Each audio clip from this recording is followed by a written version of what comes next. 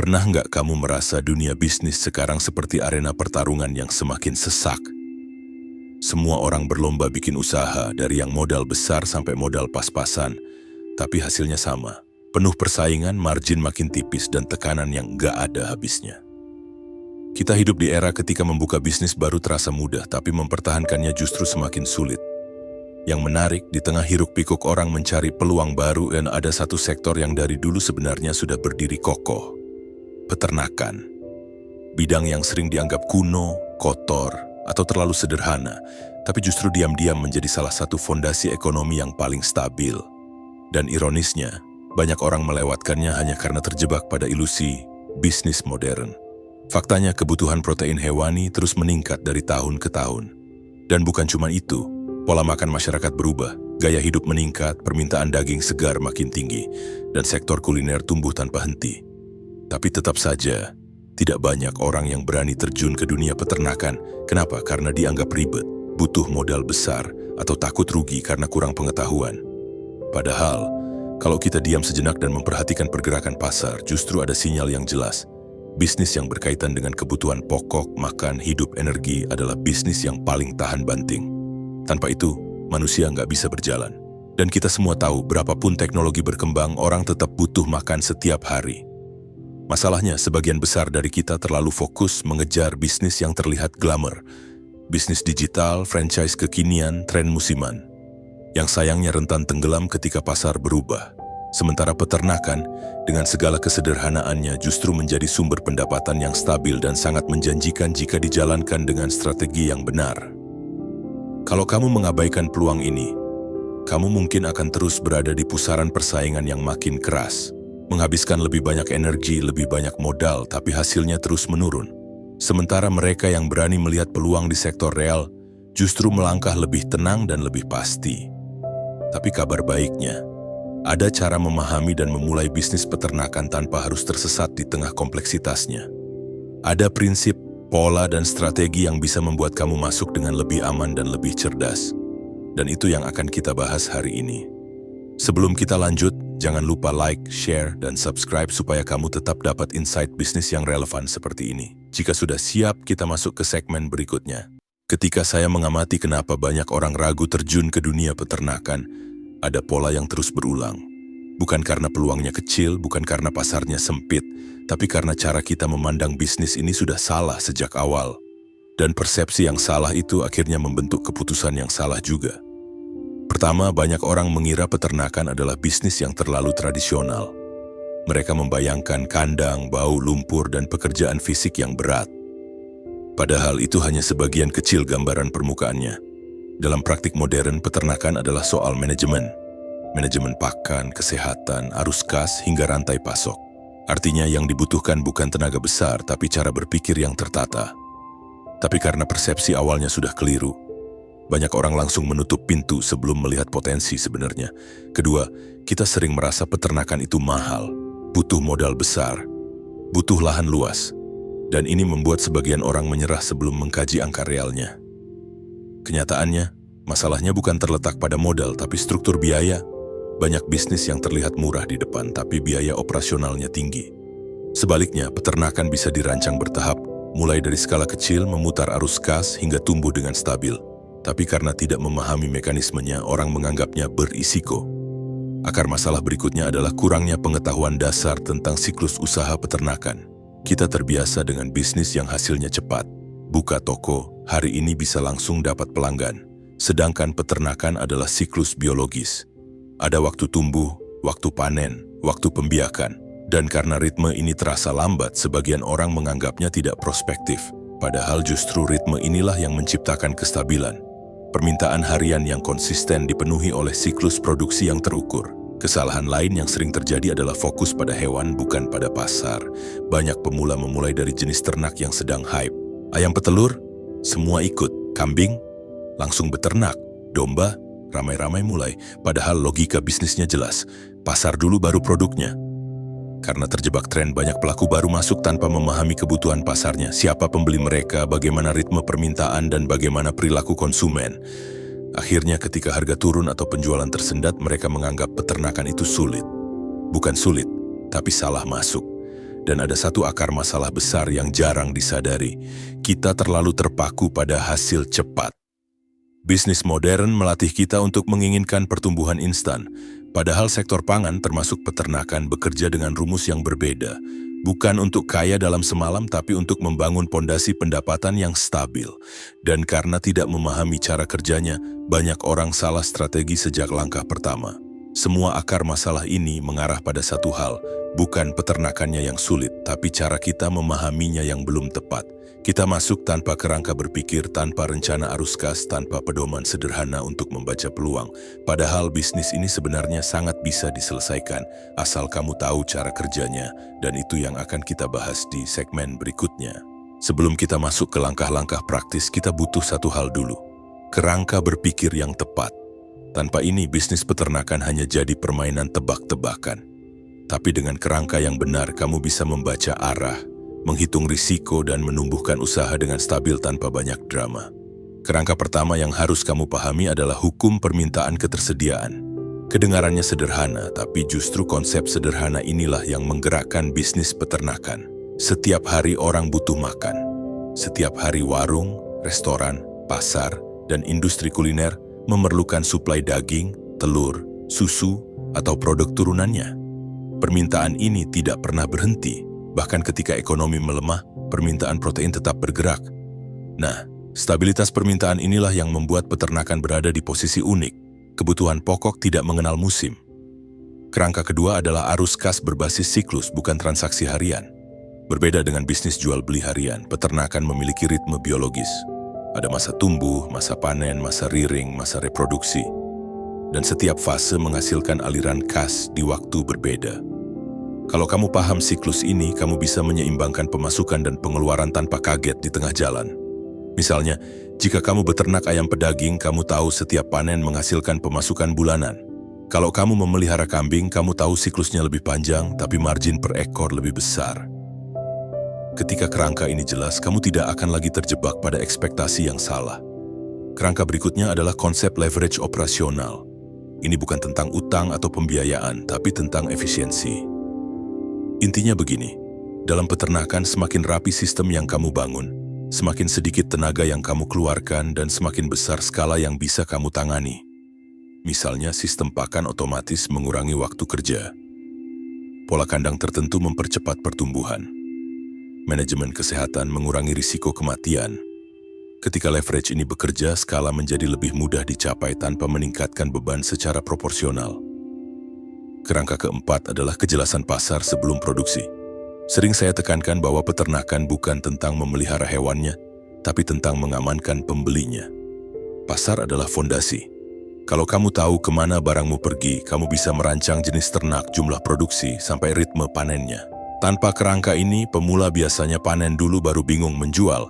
Tapi kalau pasar sudah aman, peternakan menjadi lebih tenang dan arus kas lebih bisa diprediksi. Dan kerangka terakhir adalah pengukuran risiko yang realistis. Risiko di peternakan itu nyata, penyakit, fluktuasi harga pakan, cuaca, manajemen. Tapi semua risiko ini bisa dihitung dan dikelola. Prinsipnya, semakin kamu memahami mekanisme di balik risiko, semakin kecil efeknya terhadap usaha. Ini bukan soal berani atau tidak berani, tapi soal tahu apa yang kamu hadapi. Dan ketika risiko punya peta, kamu punya kontrol. Kalau semua kerangka ini kamu pegang, kamu akan melihat peternakan bukan sebagai pekerjaan berat atau bisnis rumit, tetapi sebagai sistem yang punya pola jelas. Asal kamu mengikuti polanya, hasilnya bisa sangat stabil. Setelah kamu paham logikanya, kita masuk ke langkah-langkah praktisnya. Sekarang kita masuk ke bagian yang paling ditunggu. Bagaimana memulai bisnis peternakan dengan cara yang aman, terarah, dan realistis. Bukan sekadar coba-coba, tapi benar-benar membangun pondasi usaha yang bisa tumbuh.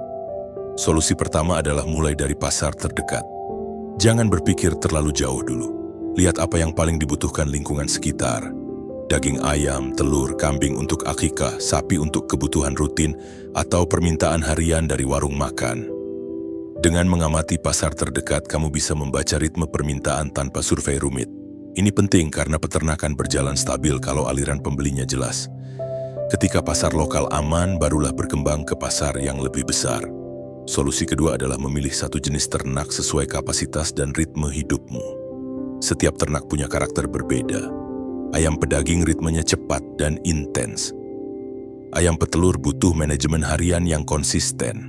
Kambing dan sapi lebih tenang tetapi siklusnya panjang. Pilih yang sesuai waktumu, bukan karena ikut-ikutan tren. Ketika jenis ternak cocok dengan kemampuanmu, manajemennya lebih mudah dan risiko kesalahan lebih kecil. Solusi ketiga adalah membangun sistem sebelum masuk skala. Banyak pemula langsung menambah jumlah ternak tanpa memperkuat sistemnya. Padahal sebaliknya, bikin sistem dulu baru skala. Mulai dari pola pakan, kebersihan kandang, pencatatan sederhana, ritme belanja pakan, sampai siapa pembeli yang akan menyerap hasilmu. Ketika sistem rapi, kamu bisa menambah jumlah tanpa kaos. Sistem kecil yang rapi selalu lebih menguntungkan daripada skala besar yang berantakan.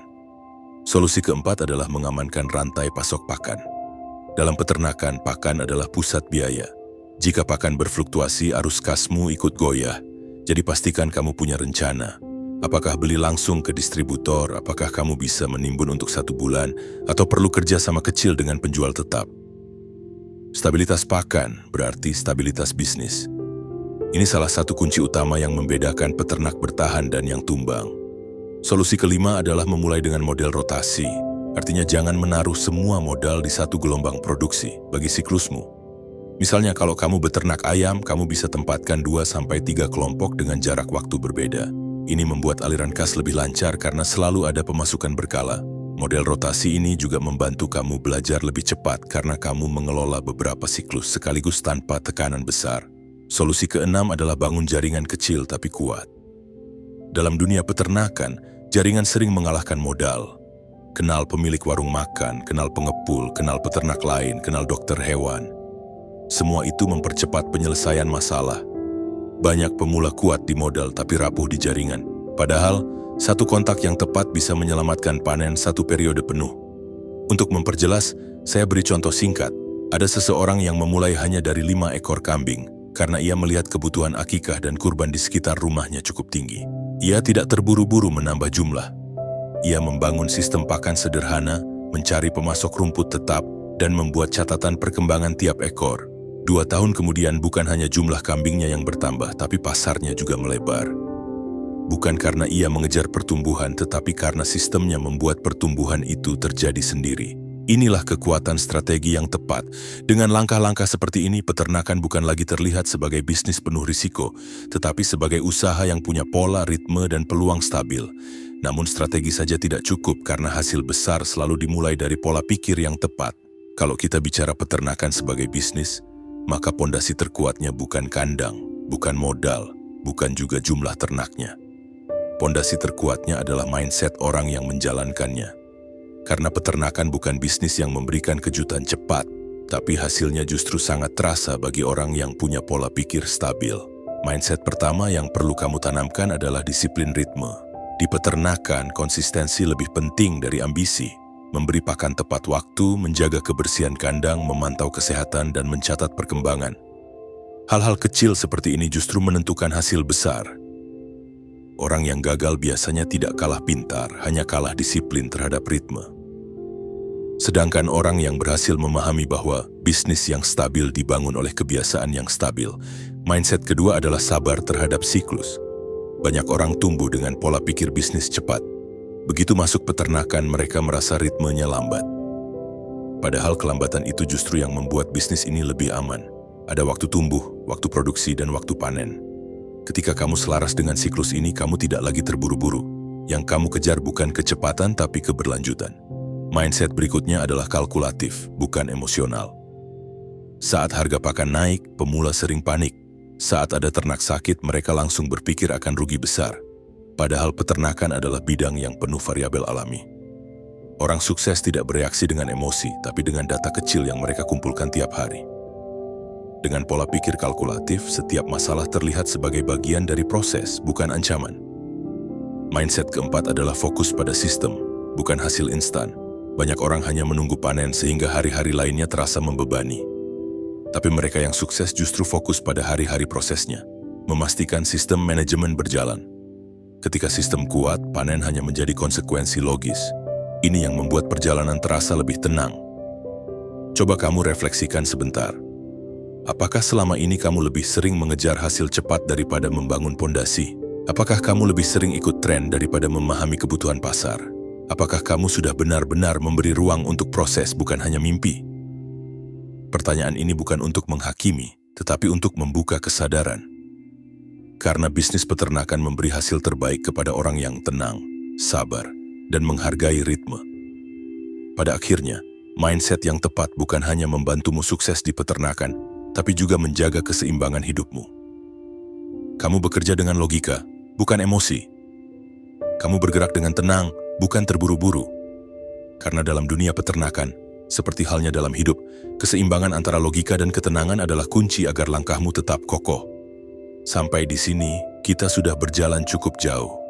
Dan sebelum kita tutup, saya ingin merangkum beberapa inti penting yang bisa kamu pegang ketika mempertimbangkan untuk terjun ke bisnis peternakan. Pertama, kita sudah melihat bahwa dunia bisnis hari ini penuh persaingan. Tetapi sektor peternakan justru menawarkan stabilitas karena berdiri di atas kebutuhan pokok. Ketika banyak bisnis berjuang mengejar tren, peternakan berdiri di jalur yang konsisten, permintaan yang tidak pernah berhenti. Kedua, akar masalah yang membuat banyak orang ragu sebenarnya terletak pada pola pikir dan cara pandang. Bisnis ini bukan tentang kotor atau ribet, tapi tentang manajemen, sistem, dan pemahaman pasar. Setelah kerangka berpikirmu tepat, peternakan berubah dari menakutkan menjadi terstruktur. Ketiga, kamu sudah memegang dasar strategi yang penting, memahami pasar dulu, membangun sistem kecil yang rapi, mengatur arus kas berbasis siklus, menjaga rantai pakan, dan memulai dengan ritme yang realistis. Langkah-langkah sederhana ini bisa membuka jalan menuju usaha yang stabil dan tumbuh secara alami. Dan terakhir, kamu belajar bahwa mindset adalah fondasi terbesar. Tanpa disiplin, kesabaran, dan cara berpikir kalkulatif, strategi apapun akan mudah runtuh. Tapi dengan mentalitas yang tenang dan terukur, peternakan menjadi salah satu bidang yang sangat menjanjikan untuk jangka panjang. Kalau semua ini kamu jalankan, hasilnya bukan hanya keuntungan finansial, kamu juga mendapatkan ketenangan, arah yang jelas, dan usaha yang berdiri di atas kebutuhan dasar manusia, sesuatu yang tetap relevan dalam kondisi apapun. Sekarang saya ingin mengajak kamu untuk ikut terlibat. Bagikan di kolom komentar. Menurutmu, bagian mana dari strategi ini yang paling masuk akal untuk kamu terapkan lebih dulu? Pendapatmu bisa jadi inspirasi untuk orang lain yang sedang mencari jalan memulai bisnis real di era penuh persaingan ini. Dan seperti yang selalu saya tekankan, dalam dunia bisnis dan investasi, bukan siapa yang paling cepat yang menang, tapi siapa yang paling paham arah langkahnya.